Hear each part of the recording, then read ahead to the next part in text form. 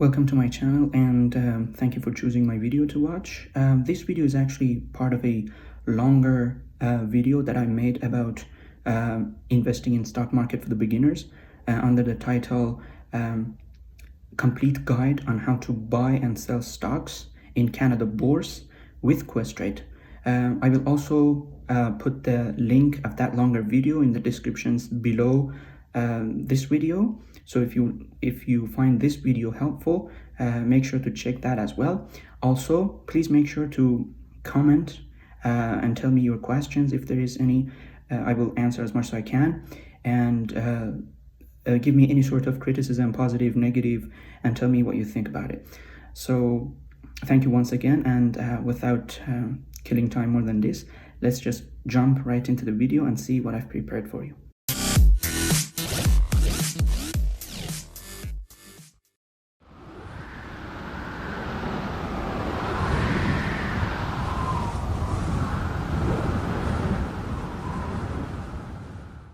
We have five different sorts of portfolios. Portfolio is not a physical thing. It's basically the list of the type of the stocks you hold in your account. Okay, so we're gonna go over five of them. The first one is aggressive portfolio, which includes stocks with high beta, stocks that carry more risk. Okay, companies that basically are in their primary stage of growth. Okay, usually tech-based companies or the ones that are not still that popular are suitable for this type of portfolio. So let me tell you that these type of portfolios all have overlapping, so it's not like one type. So for example, this could also be tech-based companies can also be in income portfolios or other types, okay, depending on their usage. But aggressive, and the reason it is aggressive because it carries more risks. And remember that the more risk you tolerate, the more gains you will gain. Okay,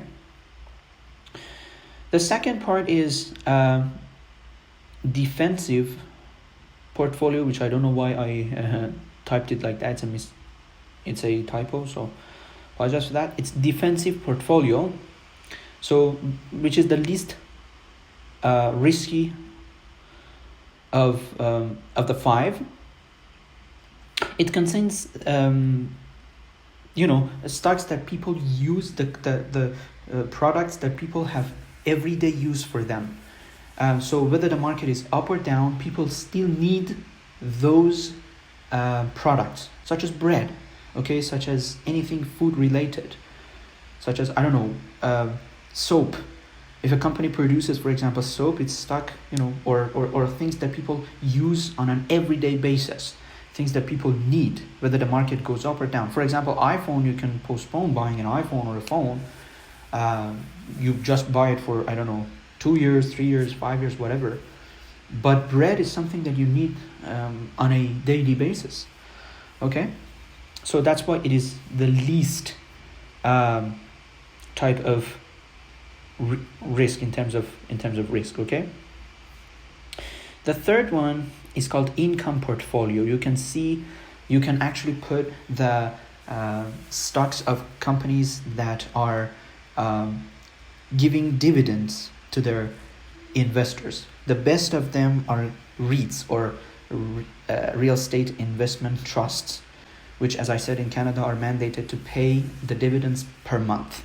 Okay, basically any stock that pays dividends. So you basically choose those.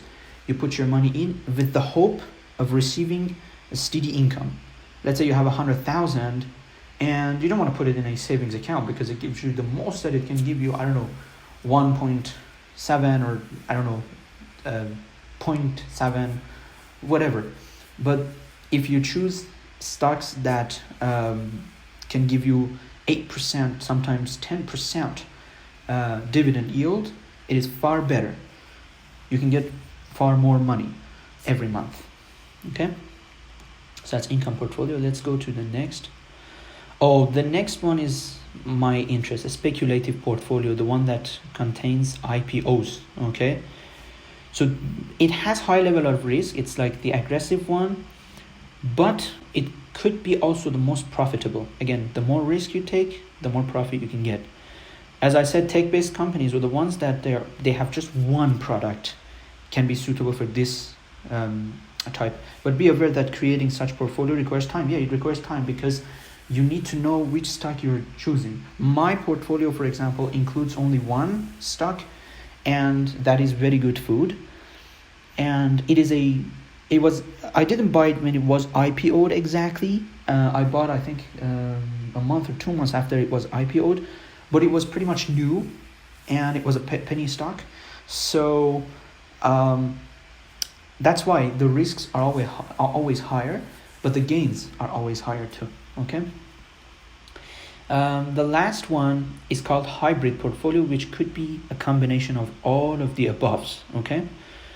You can have a mixture of all types of portfolios you need, from any basically. You can have an IPO in it. For example, you can allocate and say, okay, 20% 20% of my investment can go to an IPO, the other 20% can go to a REIT, the other 20% I can buy stocks with it, the other 20% bonds with it. So this is a hybrid portfolio. Okay, so that's it for this section. In the next section, we're gonna review 12 tips on TFSA, and we're gonna see what it is.